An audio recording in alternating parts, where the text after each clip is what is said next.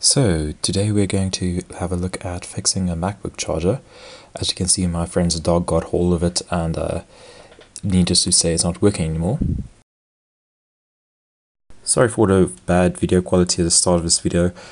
We had a blackout and the first part was filmed using our camping lights instead of a better quality lights I normally use.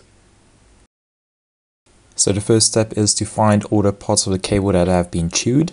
And then once you have found a certain section that's particularly bad, just cut it at both ends using a sharp side cutter.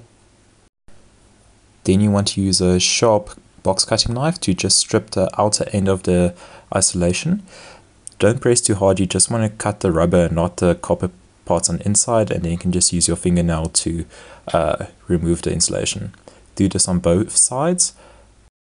Now remove the outer grounding shield and twist it together. Now remove the isolation on the center core cable. Now you want to use your multimeter just to test whether the thing is still working. Without a load, you should see about 0.6 volts. This is because the charger only allows current to flow once it senses a load. Next, you want to pre-tin your cable. Do this on both sides and give it enough time for the solder to properly melt through the cable.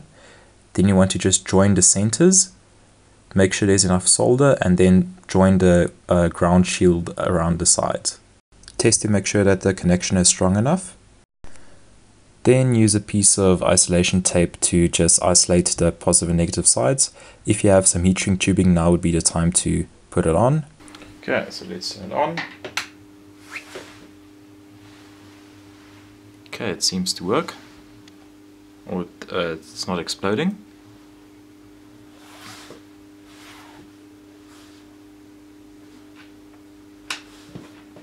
Nothing's getting hot, perfect.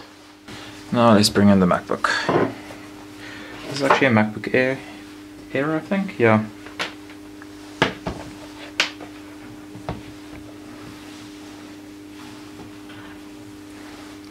When you turn it on, it complains that there's not enough power, but it actually charges.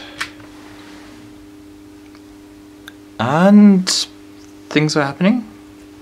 It's a good sign. The orange light is shining and the MacBook's turning on. Perfect.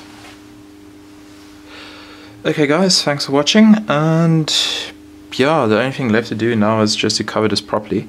I don't have heat shrink tubing with me, so I'm just gonna have to use this very ugly blue tape, but yeah, thanks for watching.